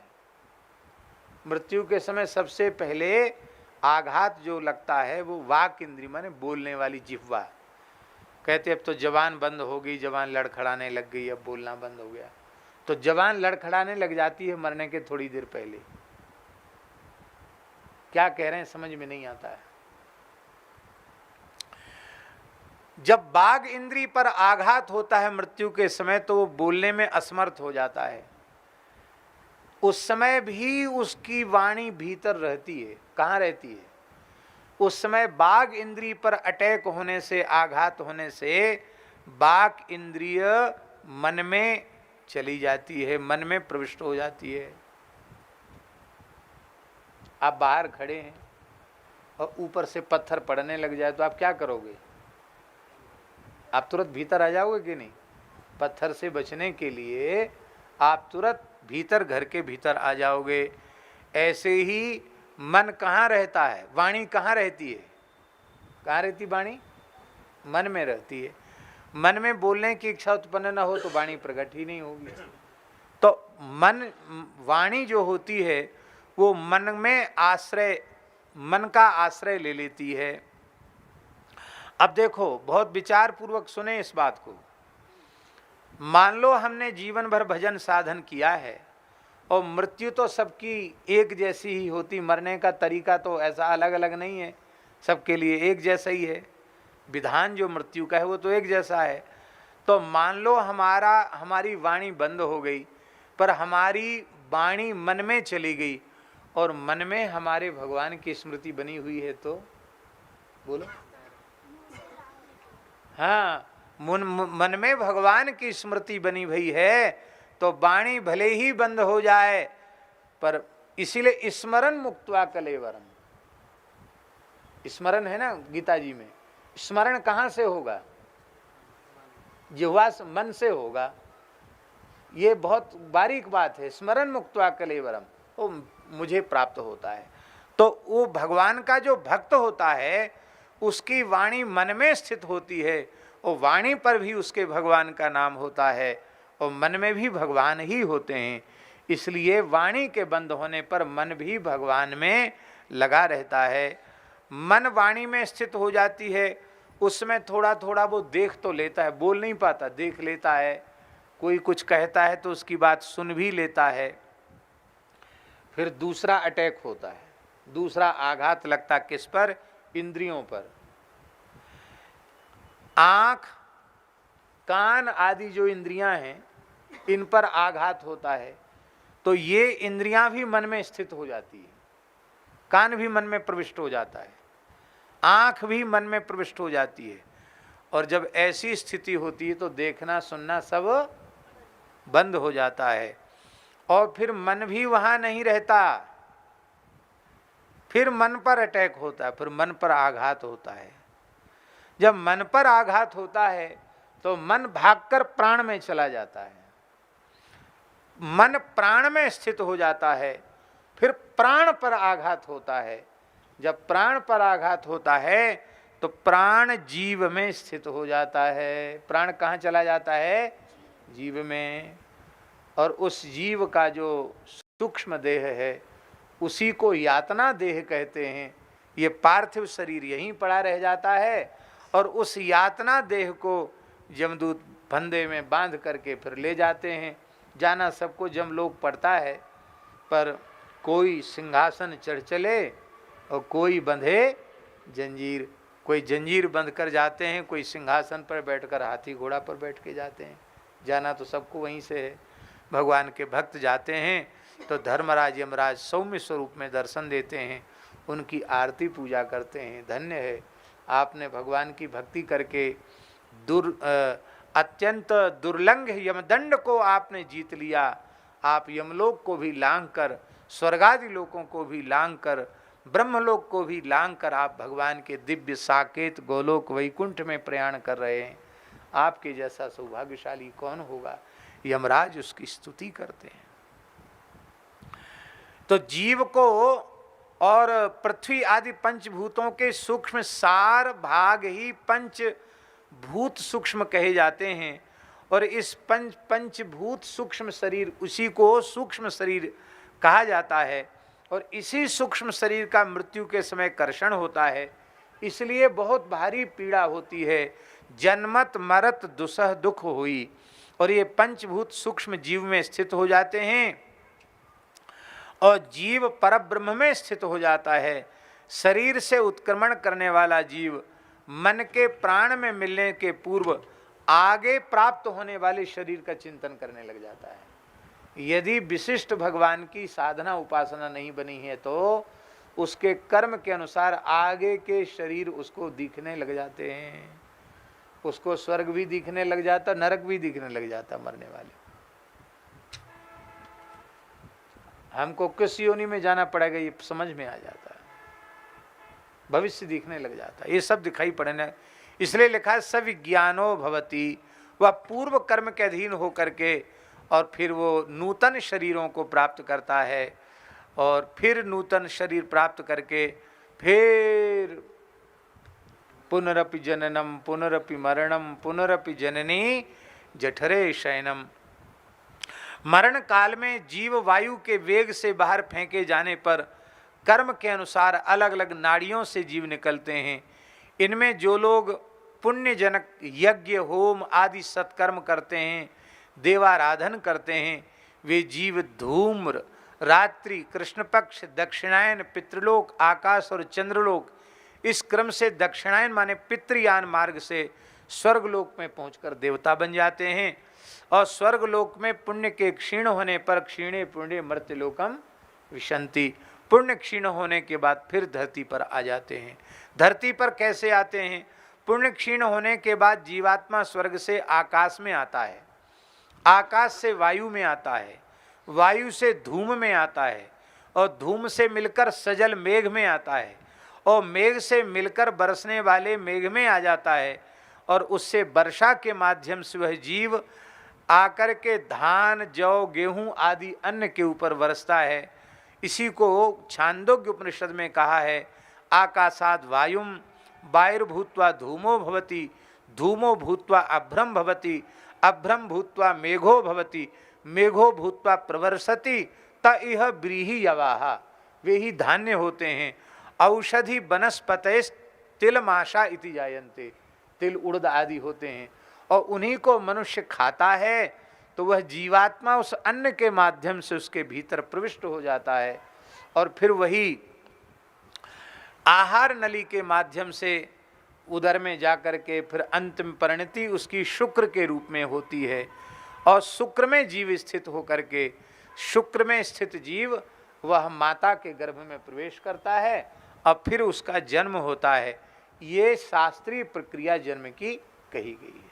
इस प्रकार से जन्म होता है, लेकिन उनके जो कर्म हैं वो सब बने रहते हैं। उसी के अनुसार कोई ब्राह्मण, कोई क्षत्रिय, कोई वैश्य देह को प्राप्त करता है। निकृष्ट कर्म वाले निकृष्ट शरीरों को प्राप्त करते हैं और उत्कृष्ट कर्म वाले उत्कृष्ट शरीरों को प्राप्त करते हैं। एक महात्मा की बात हम आपको बताएं। एक महात्मा पूर्व जन्म में स्वपच कुल में थे। किस कुल में थे? और इस जन्म में वे पवित्र ब्राह्मण कुल में उत्पन्न हुए। इतने पवित्र महात्मा हैं कि हम आपको बता नहीं सकते। बड़े धर्मनिष्ठ, बड़े सदाचारी, बड़े तपस्वी, बड़े कर्मनिष्ठ और बहुत अच्छे महात्मा, और उनको अपने पूर्व जन्म की स्मृति है। बोले गंगा किनारे के हम थे और एक दूधिया से झगड़ा हो गया था। उस दूधिया ने फावड़े से हमारा सिर काट दिया था। अरे भाई, तो इस कुल में तुम्हारा जन्म था, अब इतने बढ़िया ब्राह्मण कुल में कैसे आ गए? वो महात्मा ने अपनी अनुभूति सुनाई। वो महात्मा हमारे प्रेमी हैं, पर एक मर्यादा है, इसलिए हम उनका नाम नहीं ले रहे हैं। तो उन्होंने बताया कि मैं पूर्व जन्म में चांडाल कुल में जन्म लेने के बाद भी मैंने कभी मांस नहीं खाया, मैंने कभी मद्यपान नहीं किया, मैंने कभी किसी प्राणी की हिंसा नहीं की, और मैंने कभी किसी परस्त्री का स्पर्श नहीं किया। मैंने मनवाणी क्रिया से सत्य भाषण किया और एक महात्मा के उपदेश से मैं राम नाम का जप करता था। इसी कारण से इस तरह से मरने के बाद भी मुझे अब कल्याण के लिए उपयुक्त ब्राह्मण शरीर मिला है। विरक्त महात्मा हैं वो, अच्छे संत हैं। आप कहें कि आपने ये उदाहरण क्यों दिया? हम ये उदाहरण इसलिए दे रहे हैं कि मान लो हमारे पूर्व के कर्म ऐसे थे कि हम नीच कुल में उत्पन्न हुए। बहुत ध्यान से सुने इस बात को। तो ये तो हमारी मजबूरी हुई, हमारे अधीन तो नहीं था। लेकिन अब सत्कर्म करना हमारे अधीन है। हम सत्यवादी हो सकते हैं, हम जितेंद्रिय हो सकते हैं, हम अशुद्ध आहार का त्याग कर सकते हैं, हम अशुद्ध कर्मों का त्याग कर सकते हैं। अब सब हमारे हाथ में है। तो ये उदाहरण हमने इसलिए दिया कि देखो उनको कल्याण के लिए उपयुक्त शरीर प्राप्त हो गया। एक उन्होंने अनुष्ठान किया, हमारे महाराज जी से ही पूछ के किया। आपने मृत्यु के काल के ज्ञान के लिए कि मृत्यु का काल हमारा कैसा हो, इसके लिए उन्होंने एक अनुष्ठान किया उन महात्मा ने। तो उनको अनुभूति हुई अनुष्ठान की पूर्ति में कि तुम चिंता मत करो, जब तुम्हारी मृत्यु का क्षण होगा तो ब्रह्मा विष्णु महेश तीनों तुम्हारे सामने खड़े होंगे। अब लौट के तुमको आना नहीं पड़ेगा। यदि जीव सत्कर्म करने में स्वतंत्र नहीं होता तो मनुष्य जन्म की फिर कोई महिमा नहीं थी।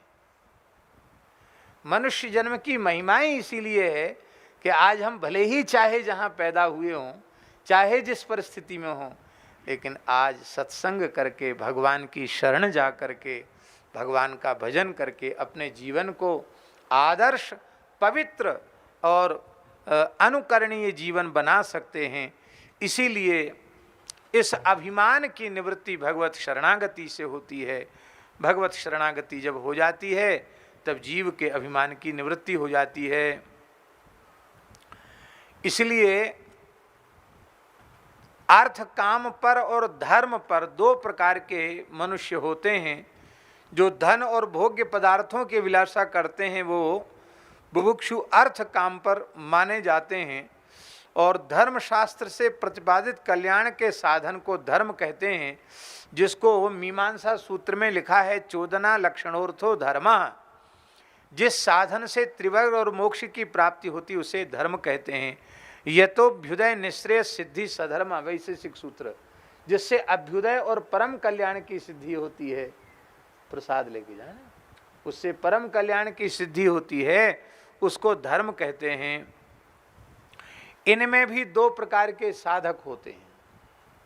इस प्रकरण को हम जल्दी पूरा कर रहे हैं। इसमें भी दो प्रकार के साधक होते हैं, एक देवतांतर पर और एक भगवत पर। कैसे? एक तो देवतांतर पर होते हैं, एक भगवत पर होते हैं। बहुत से लोग ऐसे होते हैं जो भगवान को नहीं मान पाते ठीक से, वो किसी देवी देवता तक ही सीमित रह जाते हैं, भगवान तक नहीं पहुंच पाते हैं। और सच्ची बात हम कहें तो कई बार देवी देवता तक भी नहीं पहुंच पाते हैं, भूत प्रेत को ही देवी देवता मानकर जीवन भर पूछते रह जाते हैं, पीर मजार को ही पूछते रह जाते हैं, भगवान तो बहुत दूर की बात है। और कुछ लोग ऐसे होते हैं जो अग्नि इंद्र आदि देवताओं की आराधना में तत्पर कहे जाते हैं, उनको शास्त्रों में देवतांतर पर कहा गया है। और उन्हीं के लिए भगवान ने गीता में कहा देवान यान्ति देवेज्या, जो देवताओं का यजन करते हैं वो देवताओं को प्राप्त करते हैं। पितरों को यजन करने वाले माने प्रधान रूप से उन्हीं को मानने वाले वो पितरों को प्राप्त होते हैं। और यान्ति मद याजनोपि माम, जो अनन्य भाव से मेरा यजन करते हैं वह मुझे ही प्राप्त करते हैं। दूसरे होते हैं भगवत पर, भगवत परायण होते हैं। देखो संसार में एक उदाहरण हम आपको दें, पतिव्रता नारी सबको मानती है कि नहीं? अपने माता पिता को भी मानती है, समय आने पर माता पिता की भी सेवा में उपस्थित होती है। ससुराल में रहती है तो अपने सास ससुर को भी माता पिता मानकर उनकी सेवा करती है, धर्म पिता धर्म माता मानकर सेवा करती है, पति की भी सेवा करती है, देवर की भी सेवा करती है, घर में कोई अतिथि आ जाए तो उसकी भी सेवा करती है। सबको मानती कि नहीं? पति का मित्र है उसको भी मानती है, उसको भी चाय पानी की पूछेगी, भोजन कराएगी, आइए बैठिए विराजिए कहेगी। किसके संबंध से मानती है? उसका अपना तो कोई लेने देना नहीं है, पति के संबंध से मानती है। तो जैसे पति के संबंध से पतिव्रता सबका आदर करती है पर पति स्थान पर केवल पति को मानती है, ऐसे ही ये सब भगवान के ही हैं देवी देवता। किसी की निंदा नहीं करना, किसी का तिरस्कार नहीं करना। जो शिशोसी तब चरण नमामि, मोह पर कृपा करिए अब स्वामी। सबका आदर करना, सब में अपने आराध्य को देखना, ये ठीक है। सबका आदर करना, सबका समादर करना, लेकिन इष्ट के स्थान पर, पति के स्थान पर अपने भगवान को ही स्वीकार करके रहना, ये बात है। ये भगवत पर होते हैं।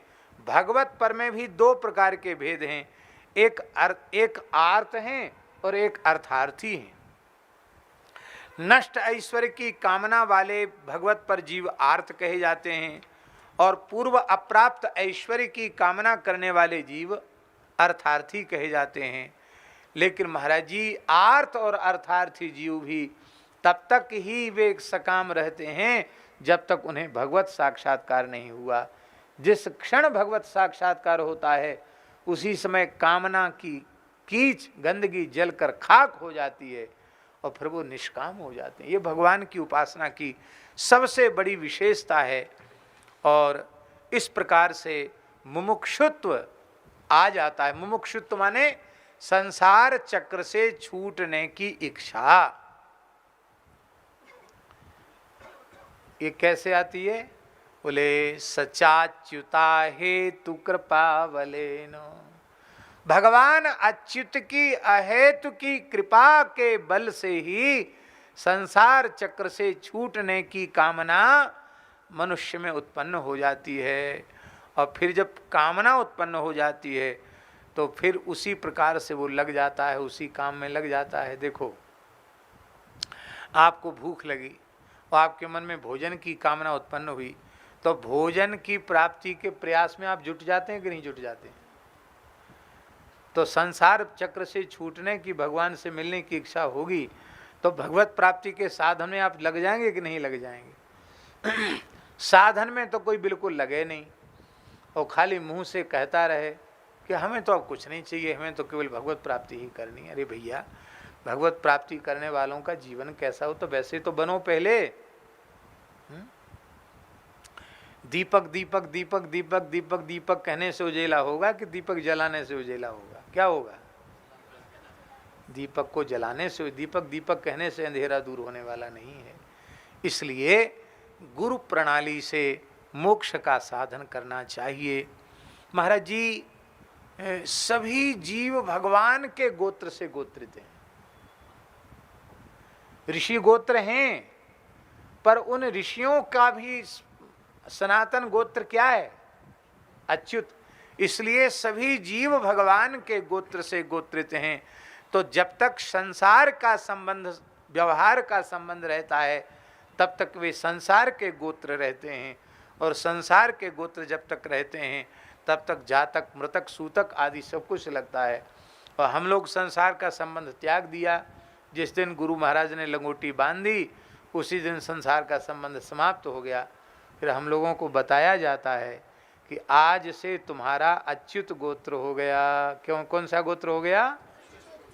अब कोई सूतक नहीं, न जातक सूतक न मृतक सूतक। हमारे यहाँ महात्माओं का शरीर पूरा हो जाए तो किसी को सूतक थोड़ी लगता। कीर्तन करते हुए ले गए जमुना जी, और बस वहाँ अपने करके आए, शंख का जल ले लिए, यज्ञोपवीत बदल लिए, खूब कथा कीर्तन सब होता रहता है। जीव भगवान के धाम को चला गया, रोना गाना किस काम का? ये है। तो अच्युत गोत्र, अपत्यम, पौत्र प्रभृति गोत्रम, ये जो महर्षि पाणिनि का सूत्र है, चौथे अध्याय के पहले पाद का 162वां सूत्र, इस सूत्र से तीसरी पीढ़ी से लेकर आगे की सभी संतानें उसकी गोत्रापत्य कही जाती हैं। तो ब्रह्मा जी के भगवान नारायण की तीसरी पीढ़ी में ऋषि हुए कि नहीं हुए? तो उन सबका गोत्र क्या हुआ? अच्युत हुआ कि नहीं हुआ? तो मूल में सबका गोत्र भगवान ही है।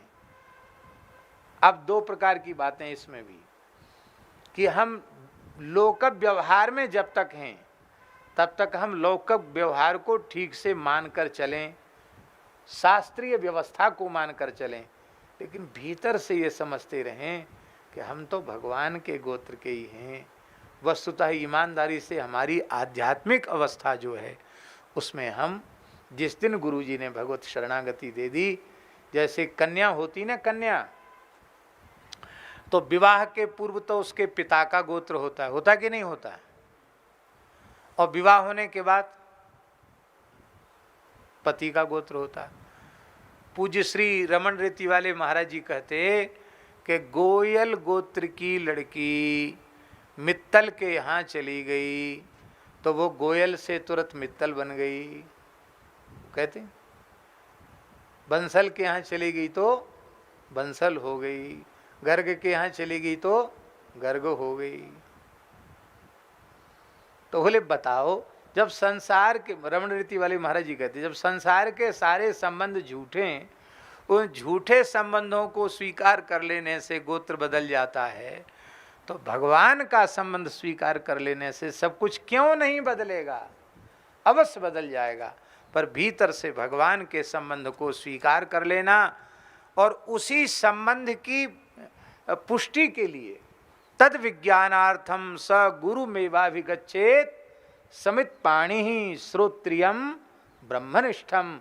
श्रोत्रिय ब्रह्मनिष्ठ गुरु की शरण में जाना चाहिए अपने भगवत तत्व के विज्ञान के लिए। और भगवत तत्व का विज्ञान, इसी का नाम है मोक्ष। मोक्ष माने क्या है?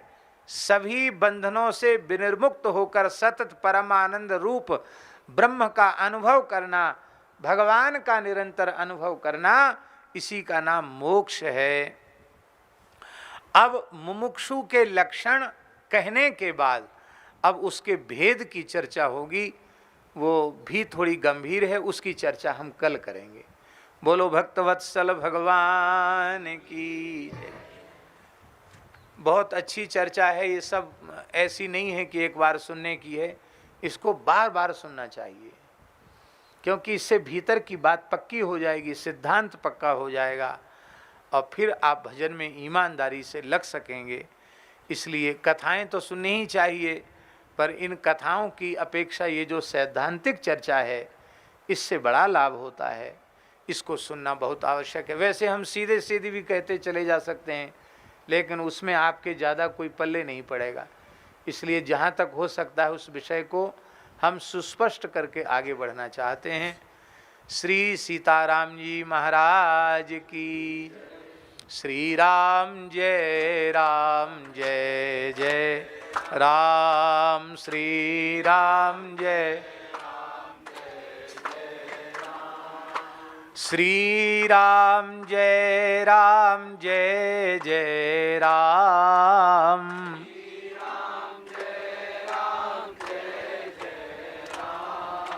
श्री राम जय जय राम।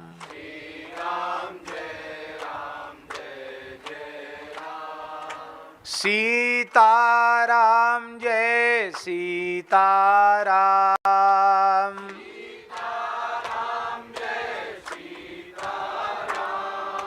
राधे श्याम जय राधे श्याम।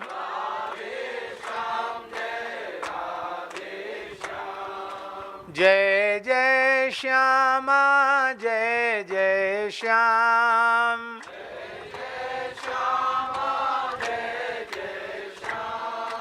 जय जय श्री वृंदावन धाम।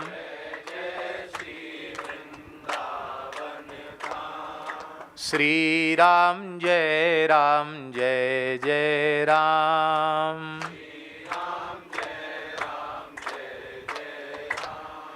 जय गौ माता जय गोपाल।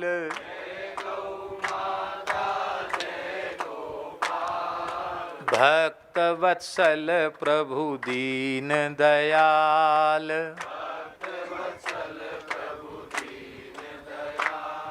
श्री राम जय जय राम।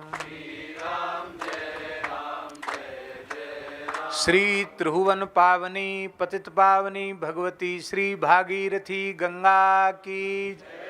श्री उत्तर काशी क्षेत्र की। श्री उत्तर काशी विश्वनाथ भगवान की। श्री अन्नपूर्णा माता की। श्री काल भैरवाद्यष्ट भैरवों की। संपूर्ण तीर्थाधिष्ठात्र देवताओं की। श्री कंडार देवता की। श्री गंगोत्री धाम की। श्री यमुनोत्री धाम की। श्री केदारनाथ धाम की। श्री बद्री नारायण भगवान की। श्री सद्गुरुदेव भगवान की। सब संतन की। सब विप्रन की। सब भक्तन की। जय जय श्री राधे। जय जय श्री सीताराम। हर हर महादेव।